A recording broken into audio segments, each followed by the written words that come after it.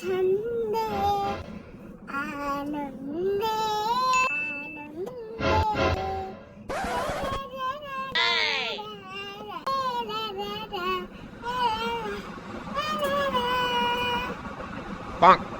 खत्म।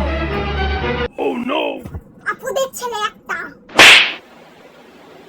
তুই দেখলে দিব্য দৃষ্টিতে আমি ঘর মুছি, তুই পায়ের ছাপ দিয়ে চলে গেলি। নিজেকে কি লক্ষ্মী ঠাকুর মনে করিস?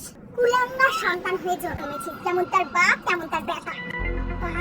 বার বলি একটু একটু দেখে চলাফেরা কর, তা না অন্ধকারের মতো করতে করতে আমার ঘর মোছার জায়গা থেকে পালিয়ে চলে গেল। জীবনটাই আমার পৃথা হয়ে গেল। জন্মের আগে থেকে তুই আমাকে জানাস, যখন আমার পেটের ভেতর ছিলিস তখন হাগা মোটা বমি কিছু আমি খেতে পারতাম না তো চাই। আর যখন জন্মালি স্কুলে গিয়ে একে মারছিস ওকে পিচ্ছিস, সারা জীবনটা আমার শেষ করে দিলি তুই। আর এখন পুরো দামড়া হয়েছিস, এখন তো দেখে চলাফেরা কর। মেয়েদের দিকে তো ভালো করে তাকাস, হ্যাঁ দেখ করে তাকাস, তাই একটু চলাফেরা কর। ঘর দুয়ারে দেখ যে ঘরটা মুছছি, এরকম ভাবে কেউ যায়? পুরো ঘরটা নোংরা হলো।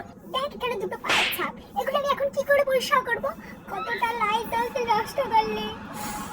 বারবার বলেছি এই ধরনের কাজগুলো করিস না, এগুলো করিস না।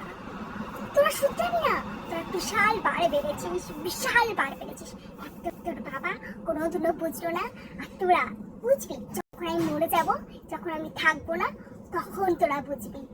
মাকে তো মানে চাকরানি মনে করি, মা হলো পিয়ের ঝি। তাহলে যা না যা, একটা ঝি নিয়ে আয়, দেখ কত টাকা মাইনে নেয়। তখন বুঝবি তুই আর তোর বাবার দুজনেরই আমেরাটি না শুকিয়ে যাবে। বুঝবি, তোরা বুঝবি, যখন মা থাকবে না তখন বুঝবি, তুইও বুঝবি, তোর বাবাও বুঝবে আমার এই বাড়ির প্রতি কত অবদান। বেঁচে থাকতে তোর নাম দাম দিবি না, মরে গেলেই দামটা দিবি।